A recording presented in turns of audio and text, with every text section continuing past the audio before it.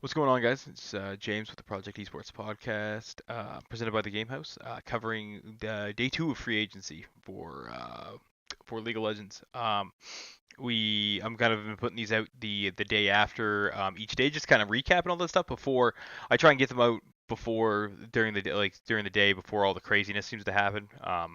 Where I'm over on the East Coast. By the time 4 o'clock rolls around, that's noon on the West. So that's when we really start seeing like all the nonsense start happening. That being said, we saw quite a bit of nonsense yesterday. We're gonna kind of dive right into it.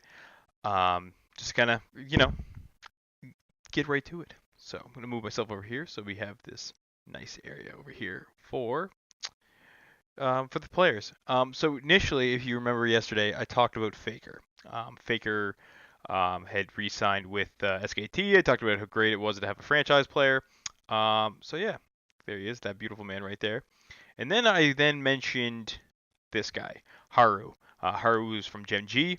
Haru, alongside a very, very scary roster, has all been signed to SKT. So not only Haru, but Clid, I believe I'm saying his name right. I'm not too familiar with Clid. He was a part of the LPL. I guess he was an insanely aggressive jungler, and he was a part of JD Gaming. On top with him, Crazy, who was the top laner for the BBQ Olivers, and also known for aggressive tendencies, and the Jace One Trick himself, Khan, are all slated to join SKT. That is their official roster. Of course, I've been missing Teddy from this list. I forgot to chuck in Teddy there as I was kind of going along. But Teddy is known as the 900 CS win condition. He's basically a player version of a Sivir. So this team has been known to have some crazy aggression. The big thing here is that Faker has more support around him, vice where the previous setup seemed to really kind of hurt him. So this is what we've seen now. It'll be interesting to kind of see how this plays out. Um, I think Papa Smith, he put it best when he said this team isn't going to go out in a fizzle. It's going to go in a blaze of glory if they do screw up. So, and I'm ad libbing, of course. So it'll be interesting to see kind of what becomes of these guys, what becomes of this roster, because this is a much scarier SKT than we're used to last year. And yeah, I think they're going to come out. They're going to come out swinging. The only big kind of moves out of China was, of course, Clid coming from JD Gaming. So we're going to kind of move over to North America with Ryu, the other Zed, as he's commonly known as. If anybody's ever seen that clip, like Faker's claim to fame is him 1v1ing another Zed. There's a whole reasoning behind that, but our boy Ryu was the other Zed. Ryu, of course, has been a mid laner for 100 Thieves since their induction. That being said, Ryu has since moved to the coaching position as an assistant coach to Prawley to make room for Huhi. Huhi was the mid laner for CLG, of course. He's a great. I'm a huge fan of Huhi. He's been a fan favorite of me for a long time. Um, Huhi is also known for his Aurelian Soul, or in his ability to roam. So he's now switched over there. He's back with Afromu. The two of them have some crazy good synergy.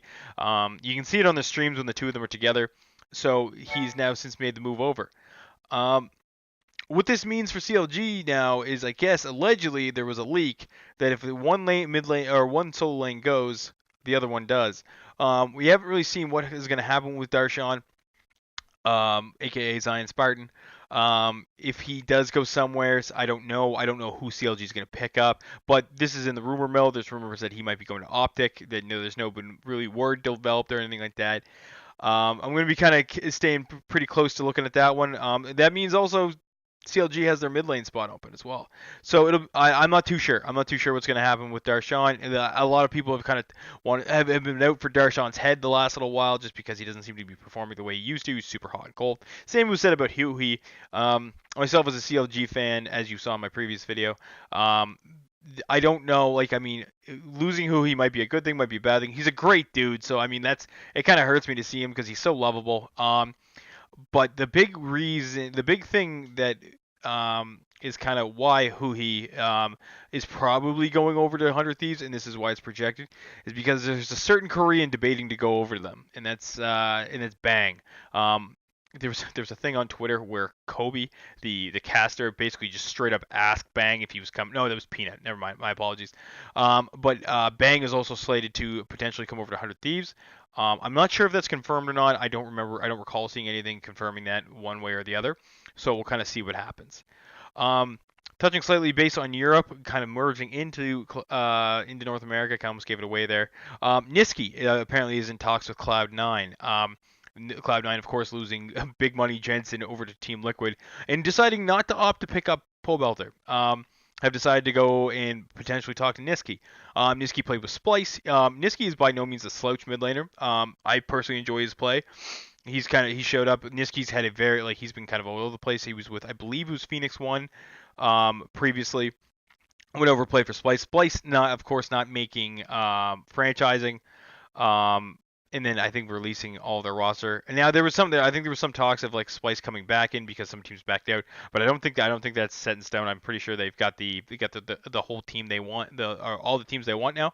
So Niski's kind of free to go wherever. I believe he's actually a North American resident. I don't know how that's gonna. I'm not too sure. I know he is born in Germany. So where as far as residency stands, I'm not too sure. But I mean, like if he does go to Cloud9, it's one import slot for another. Not a huge deal. He's also fluent in English, so it's not a big deal. Speaking of mid laners, though, this was 2 days ago. They were talking about this. This has like 13,000 upvotes on Reddit. Allegedly, there was a leak that there was going to be some really troll stuff happening in Europe. Really trolly and this quasi super team nonsense. Allegedly, Caps. Fnatic Caps was going to be going over to G2 to replace this man. But he wasn't going to take his spot. Perks was going to be moving to the ADC role to replace Herjarnen. This got leaked on Twitter. Herjarnen literally commented out and said, "What?" He was super confused. He had no idea what was going on. So I don't know how much proof there is to that. G2, historically has been really good as far as PR, and I think that's partially because Ocelot used to be a player. So I think they have to keep a pretty good grip on that. So I don't know how much to believe this. I don't even want to believe it. Maybe I'm a little biased because I'm a Fnatic fan. But I don't. It seems too ridiculous. It seems too ridiculous of a move to have a mid laner role swap to bring in another mid laner and just replace an ADC. Now there was a lot of, throughout the season there was a lot of reasons why people wanted Jarnet's head, because he was underperforming and all that stuff. But as the casters broke down very successfully at Worlds, Jarnet never gets any help. He locks down the through 131 as it became G2's literal identity. And he's fluent on playing mages and ADs.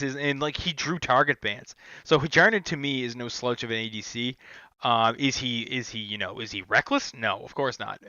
But that's why you have perks. The one kind of balances out the other. If you start having too many superstars in one team, you start getting issues. Super teams historically haven't really succeeded. There's constant talks of super teams of being formed and stuff like that. We saw it with Team Liquid. Team Liquid, yes, did they win domestic? Absolutely. Did they do anything in Worlds? You tell me, guys. How far did Liquid make it? Exactly. Who did make it? Cloud9. You know what Cloud9 is? Not a super team.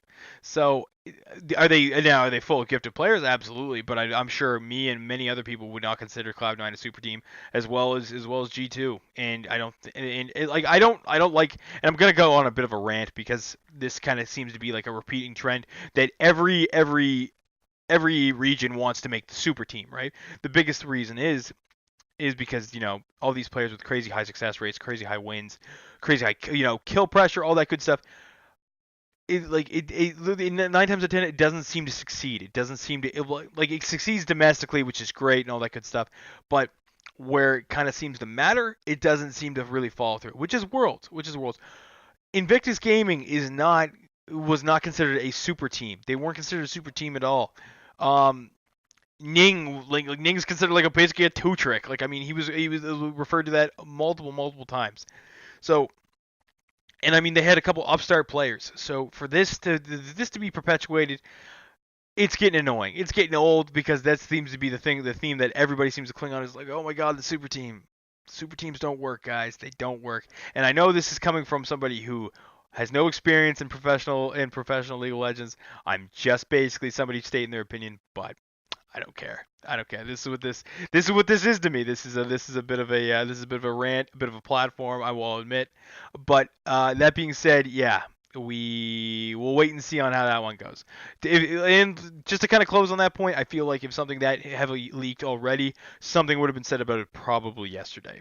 This video, of course, being recorded on November 22nd, covering all the moves on November 21st.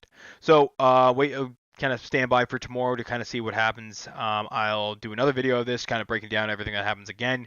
We'll kind of see. I'm hoping we're gonna start seeing like these finalized moves. I mean, off season only lasts so long. Free agency only lasts so long, and most of the time you basically have a week of this nonsense and then it dies off. So I'll probably do these videos basically until there's no more big moves or the big moves start coming less as often. So you might get a week straight of these. Who knows? I'll keep you posted on that. With that, guys, I'm James, and I will talk to you later.